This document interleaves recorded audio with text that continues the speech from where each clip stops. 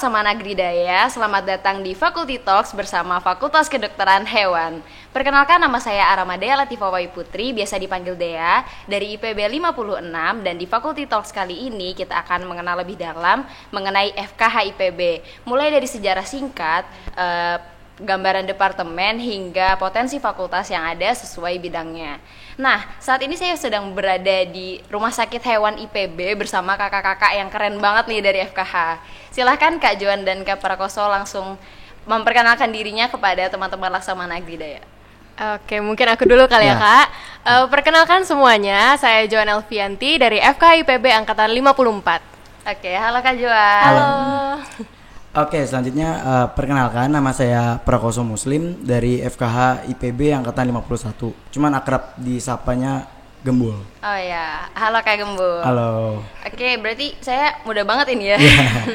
Oke, ini saya langsung tanya aja ya Kak. Ini kalau boleh tahu kesibukan Kakak saat ini apa sih Kak? Gimana nih? Jangan dulu, jangan. Oke, dari Kak Yang dari Joan yang dulu. muda. Kalau aku angkatan 54 nih sekarang. Transisi dari tahun ketiga ke tahun keempat. Jadi sekarang aku KKN. Oh iya. Nah, cuman karena kita lagi di pandemi Covid, KKN itu jadi kayak semi online gitu. Oh, jadi iya. meetingnya itu online, semuanya online. Tapi ya semoga KKN-nya lancar ya Kak. Amin. Kasih.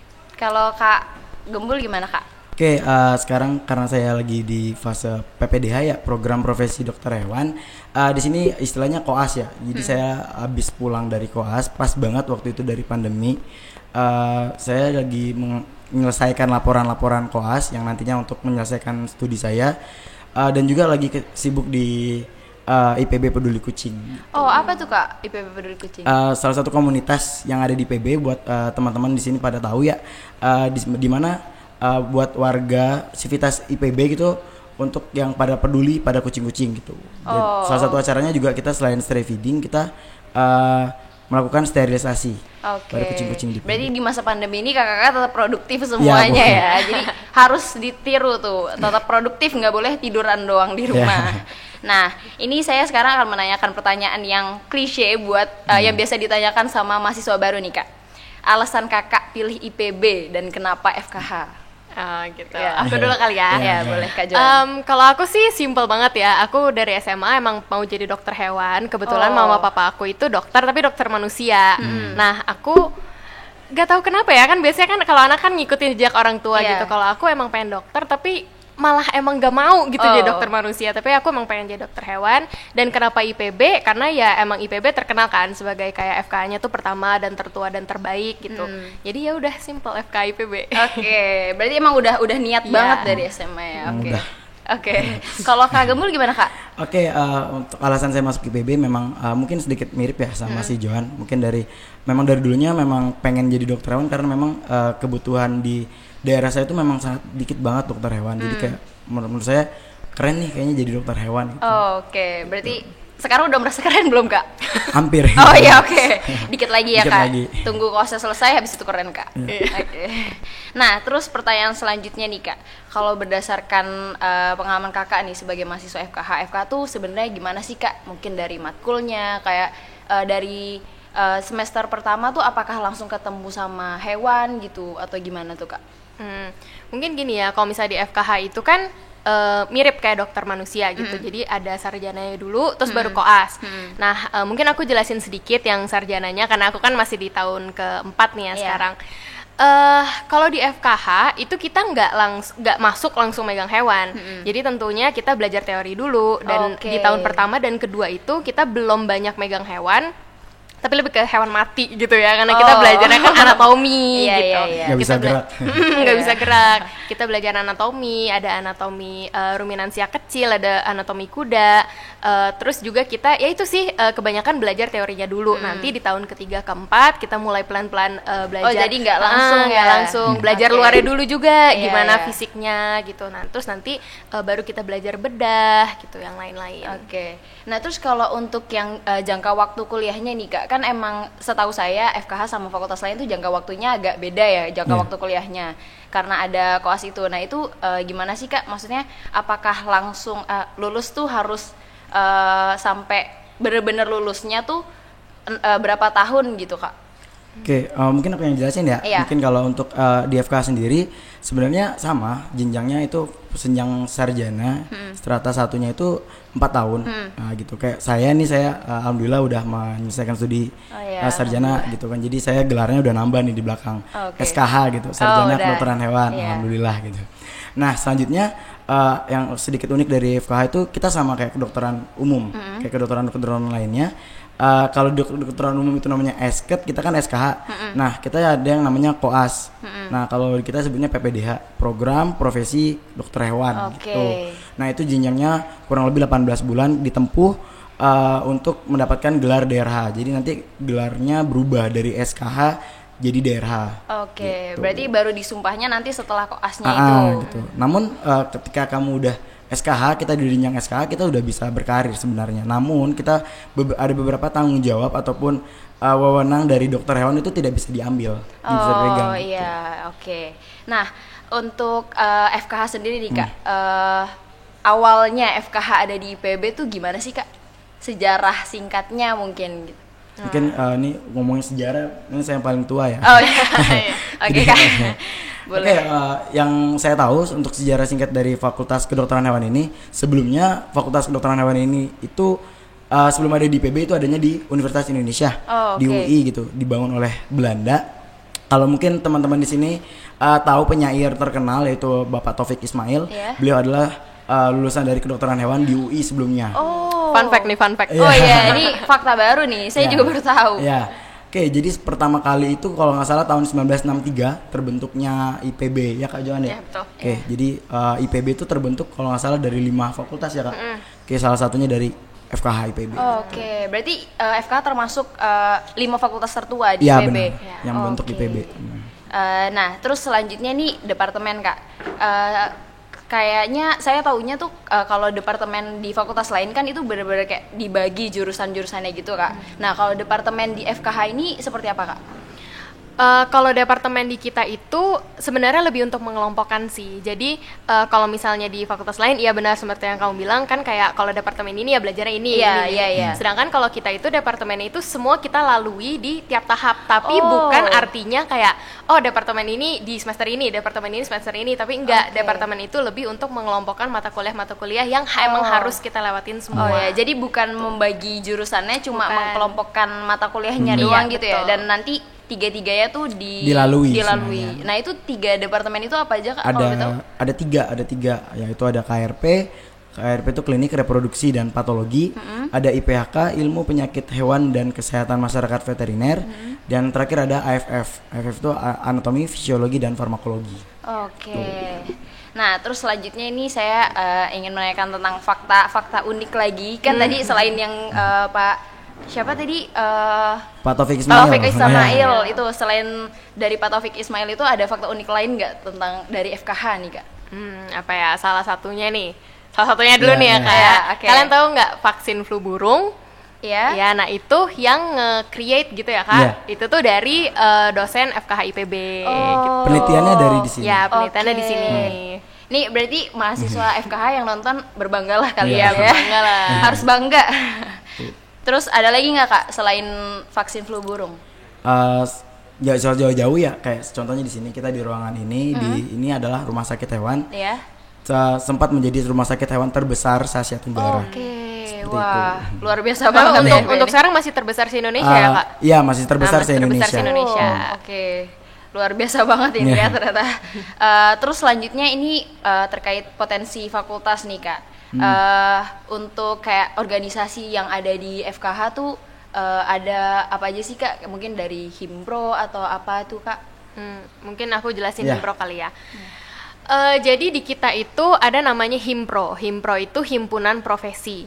Dia itu bukan ormawa ya, dan beda juga sama himpro-himpro di fakultas lain karena himpro di FKH itu wajib. Oh, Nah, ya wajib. Oke. Nah, kita itu ada 4 himpro, HKSA, hewan kesayangan dan satwa akuatik eksotik, Iya. terus satwa liar, ruminansia itu kayak ternak-ternak gitu, dan ornitologi yaitu yang unggas-unggas. Oke. Nah, jadi di sini itu kita bakalan ada proker-proker yang mendukung minat si siswa tersebut gitu. Jadi misalnya aku emang tertarik sama hewan kecil, anjing kucing. Jadi aku masuk HKSA. Nah di HKSA itu kan organisasi kan, ada pengurusannya segala macam. Nah proker-prokernya itu dibuat dan disusun untuk mendukung minat kita gitu. Jadi ada kuliahnya, ada diskusinya. Makanya wajib. Ya, makanya wajib. Terus misalnya ada proker-proker kayak Pet Care Day. Kalau misalnya kalian tahu itu kayak salah satu proker terbesar kita. Ya gitu. Jadi Himpro itu sedikit beda lah ya di FKH sama di fakultas lain. Nah itu tadi kan Himpro itu dibagi-bagi berdasarkan kayak jenis hewannya juga gitu ya Kak. Nah untuk spesialisasinya sendiri, kalau manusia kan dokter manusia maksudnya kan ada spesialisasinya gitu ya Kak. Nah kalau dokter hewan sendiri itu sebenarnya ada nggak sih Kak spesialisasinya? Kalau untuk dokter hewan sih spesialisasinya sebenarnya udah ada, namun untuk jenjang pendidikannya di Indonesia itu belum ada gitu. Kayak mungkin Johan tahu ya, kita punya dosen yang memang bergelar SPMP gitu, spesialis medical primate gitu. Nah jadi kalau misalnya untuk sekarang di Indonesia itu kita lebih ke itu tadi sesuai minat kita. Jadi misalnya kan kita belum ada spesialis nih, tapi misalnya aku spesialis ke kuda, misalnya aku minatnya ke kuda, jadi kan aku lebih menekuni bidang kuda, gitu, jadi lebih fokus ke kuda, lebih sering nanganin kasus kuda, emang kerjanya di kuda, jadi aku melabeli diri aku sendiri dokter kuda, gitu. Tapi aku tidak punya gelar untuk itu. Iya, nggak ada gelar resminya, gitu, jadi intinya sebenarnya bisa menangani semua hewan tapi lebih karena minat gitu ya, jadi lebih fokus kemana fokus gitu. Nah terus kalau untuk kebutuhan dokter hewan di Indonesia saat ini tuh sebenarnya gimana sih Kak? Apakah masih sangat dibutuhkan banget atau gimana nih Kak? Karena mungkin aku udah mepet mau lulus nih ya, jadi udah makin tahu ke dunia kerja bagaimana gitu. Untuk di Indonesia sendiri itu masih sangat banget dibutuhkan dokter hewan itu, karena ada banyak banget bidang kerja yang membutuhkan dokter hewan gitu. Salah satunya di pemerintahan. Di pemerintahan itu kita butuh banyak dokter hewan di karantina pertanian tentunya gitu. Kayak kalian tahu kan kalau misalnya kalau kita mengimpor sapi, mengimpor barang-barang produk pangan asal hewan, itu butuh dokter hewan di sana yang untuk sebagai benteng pertahanan pertama gitu. Jadi kalau ada penyakit yang masuk segala macam, itu dokter hewan yang menangani pertamanya. Jadi itu tanggung jawabnya dokter hewan untuk memastikan pangan yang masuk juga aman gitu ya. Dan juga hewan-hewannya tadi jangan sampai kayak tadi yang dibilang sama Kak Johan gitu kan, kayak kita udah capek nih udah bikin vaksin flu burung, jangan sampai nanti kita malah mengimpor sesuatu yang membawa flu burung itu datang lagi ke Indonesia gitu. Iya betul. Nah kalau selain dari pemerintahan tuh gimana Kak? Masih banyak lagi di beberapa dinas-dinas di dinas-dinas setempat gitu butuh banget dokter hewan. Dan juga balik lagi di sini jangan mengira dokter hewan itu berurusan sama hewan yang masih hidup gitu. Kita harus nanganin pasien, Kak Johan nanganin kuda dan segala macam. Di situ ada, tapi kita juga di sini dokter hewan itu bekerja menjaga yang namanya fresh from farm to table gitu. Jadi kayak pangan ya. Untuk pangan asal hewannya. Jadi nanti beberapa dokter hewan itu juga banyak di perusahaan pangan asal hewan gitu. Jadi nggak cuma ya itu ya kan, intinya nggak cuma nanganin hewan hidup tapi juga saat mereka udah jadi pangan pun tetap jadi tanggung jawabnya dokter hewan gitu ya. Dari dia masih di kandang sampai dibawa mau disembelih atau bagaimana, sampai nanti jadi produk pangan. Tuh. Sebenarnya emang banyak banget sih peran-peran dokter hewan tuh yang masih masyarakat tuh nggak realize gitu loh. Kayak misalnya gini, kayak penelitian itu kan juga ada hewan coba kan, mau nggak mau ada hewan coba. Kayak siapa yang menjaga kode etik hewan tersebut gitu-gitu. Dan jadi kalau misalnya untuk kita mau melakukan suatu percobaan sama hewan, itu tuh harus ada tanda tangan dokter hewan gitu kan, kayak diizinkan gitu. Terus bagaimana etikanya tuh bagaimana gitu. Terus juga kalau misalnya untuk hewan hidup sekarang untuk hewan kecil, hewan peliharaan itu udah advance banget. Jadi buat kalian nih yang baru pada mau masuk, kita juga loh pakai kayak USG, X-ray, endoskopi. Jadi benar-benar kayak dokter manusia gitu ya, cuma bedanya hewan. Dan itu tuh sesuatu yang waktu aku masuk tuh aku nggak tahu, dan aku kayak gitu kayak keren juga ya gitu. Terus sekarang kita juga udah ada tempat yang untuk fisioterapi yang kayak treadmill di air gitu. Untuk hewan itu. Untuk hewan. Jadi emang udah se-advance seintens itu gitu. iya. Jadi jangan kalian pikir dokter hewan tuh cuman yang kayak kotor-kotoran, panas-panasan sama Oh, sapi. iya. Ya kalau misalnya that's your thing, kalau kalian emang interest di sapi ya go ahead gitu. Iya, Cuman iya. kita nggak cuman itu kerjanya. Oke, luar biasa banget ini. Saya ngobrol sama kakak berdua tuh langsung jadi terbuka gitu Langsung pandangannya masuk untuk FKH enggak? Oh, enggak. pindah dong. Nanti Tidak, mungkin Kak, kalau tiba-tiba tertarik. Iya, gitu. SBMPTN lagi ya. Iya, mungkin.